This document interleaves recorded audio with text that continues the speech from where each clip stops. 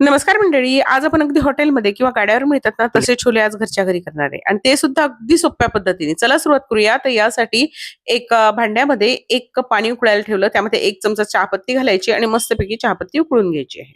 इथे आपण काय केलेलं आहे, एका कुकरमध्ये आपण छोले घालून घेतले. हे छोले ना मी रात्रभर भिजवले.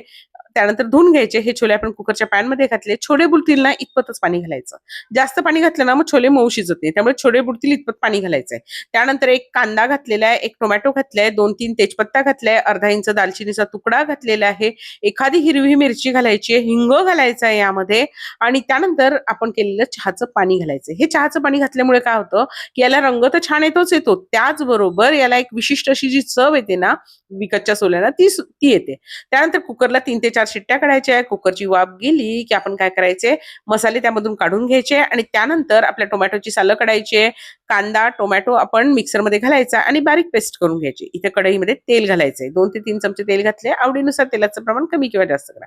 त्यामध्ये जिरं घालायचं. जिरं छान फुललं, की त्यामध्ये बारीक चिरलेला कांदा घालायचा आहे. कांदा मस्त नरम झाला, की त्यामध्ये 7-8 लसूण पाकळ्या आणि अर्धा इंच आलं हे मस्त ठेचून घाला किंवा त्याची प्युरी घातली तरी सुद्धा चालेल. हे छान परतलं गेलं, की आपण काय करायचं, त्यामध्ये आपण केलेलं टोमॅटो आणि कांद्याचं वाटण घातलंय. जरी हे शिजलेलं असेल ना, तरी याला मस्त तेल सुटेपर्यंत परतून घ्यायचा. त्यामुळे भाजीला रंग आणि स्वादही छान येतो. हे परतलं गेलं, की त्यामध्ये 1 चमचा धना पावडर, पाव चमचा हळद, 1 चमचा लाल तिखट, 1 चमचा घातलाय छोले मसाला. छोले मसाला नसेल तर गरम मसाला घालायचा. त्यानंतर कसुरी मेथी घातलेली आहे आणि ह्याला पण मस्तपैकी परतून घ्यायचं. हे छान व्यवस्थित परतलं गेलं, की त्यानंतर घालायचंय अर्धा चमचा आपण घालून घेतली आहे यामध्ये काश्मीरी लाल तिखट. त्यामुळे काय होतं, रंग छान येतो. हे छान परतलं गेलं, की त्यामध्ये आपले शिजलेले छोले घालायचे. छोले शिजवलेलं पाणी सुद्धा घालून घ्यायचंय. त्यानंतर थोडेसे छोले ना असे चमच्याच्या सहाय्याने मॅश करायचे आणि ते त्यामध्ये घालायचे. त्यामुळे काय होतं, आपला रस्सा आणि हे घातल्यावर एक उकळी द्यायची, गॅस मंद करायचा, 3 ते 4 मिनिटं मस्त सगळं शिजू द्यायचं, की आपले छोले तयार.